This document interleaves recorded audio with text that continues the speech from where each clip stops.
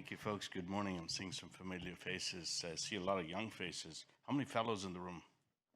Yeah, you're just starting. To put this in perspective, my first arterial puncture was before you were born, if that makes any sense. 1984, a carotid. And it was in India, and there was no imaging, CT. So put it in perspective, here we're talking about pedal access. So the very first thing, I have no relevant financial relationships. Pedal access, resounding yes. You got to speed up. How many of you buy at Amazon? Anybody doesn't buy from Amazon? So one of the things is they're centered on you, know it. So in all our conversations, the first thing is the patient's got to be right there in the center of that conversation. So in any planning that you do, we all patients. Before we're born, after we die, can die alone, can mourn alone. So it's patient-centered care. How many of you know any insurance company? Anybody from an insurance company? No. So when we're in large organizations, we get caught, you're on the big ship and you're just doing your stuff in the room. But when you come out, patients, pre-authorizations, et cetera, certain things I'm going to tell you come into play fast. So when you come out of your fellowship, you can get into real life and the waves hit you, you're out of the ship, life changes. So first, it's been around for more than a decade. You saw some of the great stuff that's been done. I've been doing this a long time. I've done aortic sticks, carotid sticks, you name it. I've stuck a needle in there. And now it's come down to where it used to be alternative access, not alternative anymore. We did radial for a long time. It doesn't make sense to go from your wrist down to your toes. So you're right there at the toes, so can we puncture there? And I've had patients die from femoral access because there can be very significant morbidity and mortality. And the cost of femoral access is not that low. And one of the biggest conversations in healthcare today is really cost. And cost to the body, cost to the patients, consumerism of healthcare, et cetera, so it comes into play. And technology, you saw some of the punctures you saw and some of the work that's being there. It's really come a long way. You'll soon realize reimbursement cuts are real. If you're in a big hospital, don't know, don't care, just do your stuff. You just raise your voice, and some administrator's job is to put it in your hand. But when you get out in the real world, patients have high deductibles, stuff. They don't want to be in a hospital, got tens of thousands of bills, so financial pressure is real. And the main goal is CLI, is amputation prevention, limb salvage. And there's a silver tsunami in this country. I'm part of that. As we start getting older and nobody wants to die. So we all want our body intact. Nobody wants to get any. For $1 million, anybody give me a foot, a toe, a thumb? No, it's just human nature. And now it's also become, it's the better, faster, cheaper paradigm.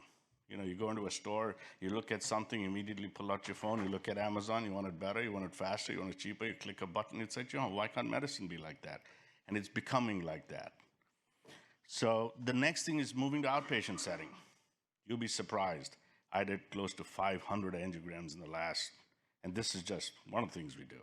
So it's really come down, whereas in Chicagoland, we are covering all of Chicagoland. We have about 81 nursing homes that we see patients in. We see patients at home, nursing homes, you name it. We call it omni-channel healthcare. And these patients need multiple procedures. And it's not about the procedure. It's not about you. It's about the patient. All they want is their leg. I've had 90-year-old tell me, I'll go to my grave, but not with my foot intact. And that becomes a very important point.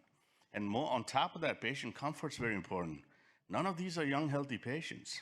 They're all old, a lot of comorbidities. A lot of them are in nursing homes. They've got all kinds of problems. There's a lot of barriers to care, et cetera. You may have obese patients, contracted patients, can't lay flat, can't sedate them, and you know this in your day. So first thing is patient-centered. Second is evidence-based, and you do it better, faster, cheaper. All of our lives as we live is around this, and pedal for CLI helps us achieve that. So anybody know of the quintuple aim in healthcare? In your institutions, everybody's talking about it. We are in our little wells, but outside of it, every hospital's, all the systems have to do this. And what is that? What we see in real life. First, high quality, good outcomes. Second is good patient experience. Cost effective. You can't just keep throwing money at it. And the teams don't have to burn out. So you want to make sure that the procedures are fast, efficient, and it's got to be equitable. And it's not just about money. Obese patients, old patients, patients with other barriers to care, will not get care, and this allows that to happen. So, for example, good clinical outcomes. I remember doing stuff when we didn't go below the inguinal ligament. Then it was a big deal. We went down the SFA. Then we went down to the POP. I remember in 89 or 94, I was starting to do some infra-POP, and they thought I was a crazy idiot. And here we are living down in the foot all the time. So it's really come along. Next is good patient experience. Some of these patients need multiple procedures. So that's an important thing. Cost effective. Right now, you're not getting the pre-auths and doing all that stuff. Patient just shows up, you do it. But when it gets to where you need pre-auths, insurance companies denying it, it's a real world out there where you'll have a patient, the leg's falling off, and they go, you don't have a ABI on this, so therefore denied. By that time, the leg's in the bucket. So you learn that some of these things, as you start doing it faster, they will approve it. Staff burnout, these long cases, hours and hours of work, after a while people burn out. So when you have these shorter, less complex, quick procedures, gets better. And equitable, so severely obese patients, contracted limbs, these were patients who would not survive. And you've seen enough of these cases, but it's kind of routine to now just go. And earlier we thought we'd be thrombosing all this stuff, and it doesn't. So we have that. You can cross CTOs, you can go all the way up to the iliacs, you can put up to 7mm balloons, you got no closure problems. You can do IVUS, atherectomy, angioplasty with deploying stents, all the way up to the iliac. I mean, technology has come so good. Plus, also one important point is all the antiplatelet, and we use Xarelto a lot with aspirin, so that's actually antithrombotic on a long-term basis, and it really helps where when you're getting in at that time, you're not doing this heavy, immediate anticoagulation. And I'm doing all this in the OBL. I've got 4 patients. You're not sitting there all night. You don't have the benefit of just sending them up to a floor. You got to manage all of this. You got to be able to go and the family's sitting outside. And in our case, patients text us, call us, email us, family members call us. We track their households, all of that stuff. So just to show you, even oftentimes I stopped puncturing the perineal anymore. Like from the anterior tibia will go down, or the posterior tibia being able to go down, go all the way into the pedal arch. Again, if it's your loved one on the table or it's you, how would you like that? If you have mice at home, you don't care how fancy the trap is, you just want to get rid of mice. In this case, you just want your leg. And so you just do that. So in the last 12 months, 410 primary pedal attempts, a 10% failure rate where you couldn't get through or something else. We use the KELT device for closure. If I know the SFA is open, done ultrasound forever, we'll puncture the SFA, close it with the KELT or the common femoral, and go antegrade, do it retrograde, however that works. We've had no case of acute ischemia. We had one patient where I'm like, well, something's not right here. And it turned out the anesthesiologist IV had extravasated and gave the heparin. Patient didn't get it. Immediately caught it, but luckily nothing happened there.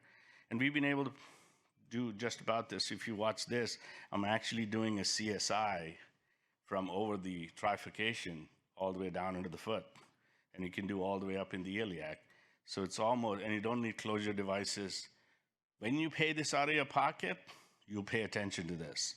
That every $100, every $200, every complication, when you send a patient from your lab to the emergency room and they're in a hospital, it puts you at risk. And that's really more important than just, hey, I did some fancy procedure. So from that point of view, pedal really plays a very, very important role. I think it's ready for prime time. I know it because I do it. We have 3 OBLs in Chicago. We cover all of Chicagoland. We get patients from all over the country, even overseas, because all they want is a good outcome. And we've taken that. It's really part of the better, faster, cheaper paradigm.